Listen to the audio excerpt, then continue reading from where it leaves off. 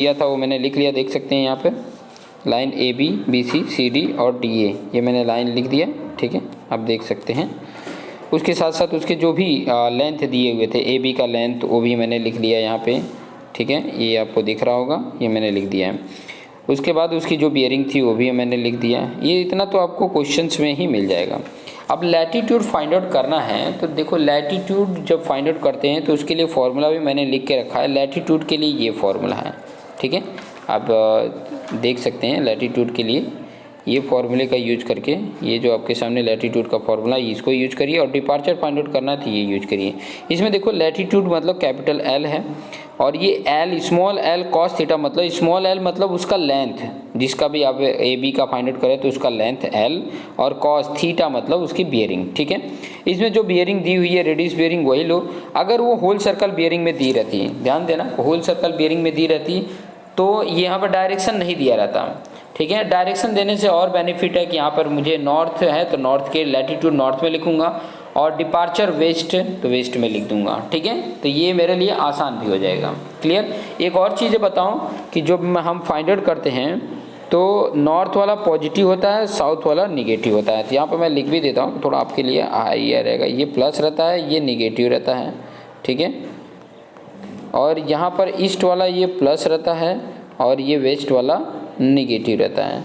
क्योंकि जब whole circle bearing में दिया रहेगा ना, ये जो आपका आर बी है, ये आर बी है, अगर होल सर्कल बियरिंग में देता तब आपको ध्यान रखना कि लैटीट्यूड फाइंड आउट करते तो प्लस वैल्यू जो रहती उसको नॉर्थ में लिखते, और लैटीट्यूड में अगर निगेटिव वैल्यू आती तो साउथ में लिखते हैं। क्लियर।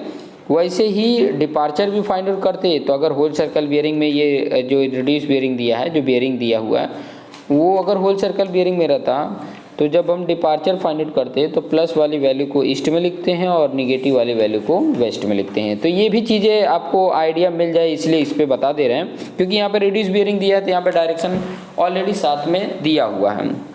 तो चलिए यहाँ पे फाइंड आउट कर लेते हैं। जैसे ए बी का मैं लैटीट्यूड फाइंड आउट करूँ तो लेंथ कितना है 460। ठीक है, और उसके बाद से कॉस क्लिक करेंगे और एंगल 22 डिग्री है तो 22 क्लिक करके इक्वल कर देंगे तो आपकी वैल्यू आ रही है 426.5।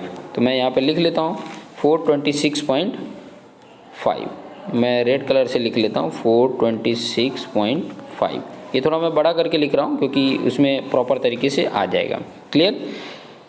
तो ये हो गया। फिर उसके बाद से देखो यहाँ वेस्ट, डिपार्चर के लिए वेस्ट में लिखेंगे तो डिपार्चर के लिए भी एल साइन थीटा रहेगा। तो एल है आपका 460।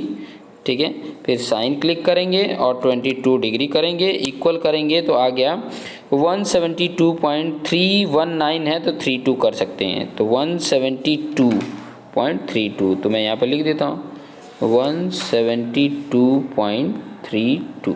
ठीक है, क्लियर। ये आपके सामने लिख दिया मैंने। अब उसके बाद से दूसरा भी ऐसे कर लेंगे। दूसरा में L sine L cos theta करेंगे तो एल तो तुम्हारा आपका है 630 कॉस और एंगल है 82 डिग्री। तो इक्वल करेंगे तो आपकी वैल्यू आ रही है 87.679, मतलब 68 कर सकते हैं। तो 87.68 और किस में नॉर्थ ही है तो वही लिखेंगे 87.68। क्लियर। उसी तरीके से आगे इसमें ईस्ट है तो ईस्ट के लिए वही, डिपार्चर के लिए एल साइन थीटा तो एल है आपका 630 साइन 82 डिग्री कर देंगे, इक्वल करेंगे तो आपकी वैल्यू आ रही है 623.868, मतलब 87 कर लेंगे। तो आपको मैं यहाँ पे लिख देता हूँ, ईस्ट में लिखेंगे, ध्यान रहे ये भी कि 623.87। ओके। उसके बाद नेक्स्ट की बात कर लेते हैं। नेक्स्ट है CD की। CD का जो लेंथ है वो 430 दिया हुआ है। ठीक है, तो 430 लेंथ और उसके बाद से कॉस क्लिक करेंगे और 13 डिग्री कर देंगे तो इक्वल करेंगे तो आपकी वैल्यू देखो साउथ है तो साउथ में लिखेंगे। ठीक है, 418979 है तो 98 कर लेंगे। ठीक है, तो यहाँ पर मैं लिख देता हूँ थोड़ा सा बड़ा करके 418.98। ये कैल्सी आपके पास है तो फटाफट आप आराम से कर सकते हैं। वही अगर मैं बात करूं अगर उसके डिपार्चर की तो डिपार्चर ईस्ट में लिखेंगे और वैल्यू वही 430 साइन आ जाएगा और 13 डिग्री आ जाएगा। तो ये वैल्यू आ गई है 96.728 है, तो 73 कर लेंगे। इसको भी ईस्ट में लिखेंगे 96.73। क्लियर। अभी लास्ट वाला रीडिंग हमारे पास है। लास्ट वाला क्या है? DA है, ठीक है। DA के लिए 560, फिर कॉस करेंगे और एंगल है 80 डिग्री। वैल्यू आ जा रहा है 97.2429 है, तो 24 कर दें। 97.24 साउथ है, तो साउथ में लिखेंगे 97.24। ओके। और वेस्ट यहाँ पे देखेंगे कि ये वेस्ट है, ठीक है। तो वेस्ट में लिखेंगे डिपार्चर का, और कितना है 560 साइन आएगा और 80 डिग्री कर देंगे, तो इक्वल करेंगे तो वैल्यू जो आ रही है उसको हमने वेस्ट में लिखना है। कितना है 551.149 है, ठीक है। 49 है तो 49 हमने लिख दिया। क्लियर। तो ये आपके कैल्सी में भी आया होगा। अब इसके बाद ये तो मेरा जो पहले बोला था लैटीट्यूड और डिपार्चर फाइंड आउट करना, वो आ गया, ठीक है। अब देखो क्लोजिंग एरर फाइंड आउट करना है, तो क्लोजिंग एरर का आपको सीधा सीधा पहले फॉर्मूला ही लिख देता हूँ, उसके बाद आपको आइडिया मिल जाएगा, ठीक है। यहाँ पर फॉर्मूला लिख देता हूँ। क्लोजिंग एरर को ई से इंडिकेट करते हैं, और उसका फॉर्मूला ये है समेशन एल का स्क्वायर प्लस समेशन डी का स्क्वायर। ये क्लोजिंग एरर का फॉर्मूला है, ठीक है। अगर आपने आपके टेक्स्ट बुक में भी आपने देखा होगा ये फॉर्मूला। तो आपको चाहिए समेशन एल, तो समेशन एल कैसे मिलेगा? समेशन एल अगर आप देखेंगे तो आपके टेक्स्ट बुक में दिया हुआ है। कैसे? टेक्स्ट बुक बोल रहे हैं, यहाँ पर देखिए, नॉर्थ का सब ऐड कर लीजिए और साउथ का ऐड कर लीजिए।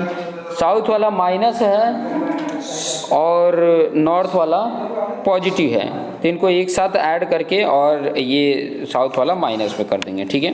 तो मैं आपको देख लो, सबसे पहले क्या करना, 426.5 है, प्लस कर लिया 87.68 कर लिया, ठीक है।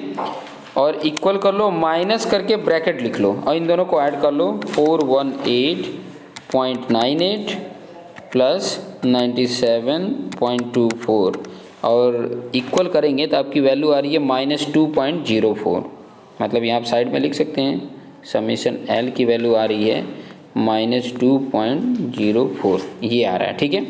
समेशन डी भी यहाँ पे लिख लेते हैं। समेशन डी में मतलब ये ईस्ट वाला एक साथ प्लस करो, 623.87 प्लस 96.73 और उसके बाद इक्वल करके माइनस करो और ब्रैकेट में ये इन दोनों को ऐड करो, 172.32 प्लस 551.49 ब्रैकेट क्लोज करो, इक्वल करो तो आपकी वैल्यू ये भी माइनस में ही आ रही है -3.21, ठीक है।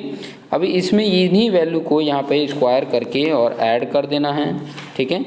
इसका स्क्वायर कर देंगे और प्लस 2.04 का स्क्वायर कर देंगे, इक्वल करेंगे तो इन दोनों का सम आ रहा है 14.4657 और रूट से बाहर निकालना है तो रूट आंसर इक्वल कर देंगे तो आ गया 3.80। इतना क्लोजिंग एरर आ रहा है, ठीक है। तो इस तरीके से आप कैलकुलेट करेंगे तो आपका क्लोजिंग एरर भी मिल जाएगा और लैटीट्यूड डिपार्चर भी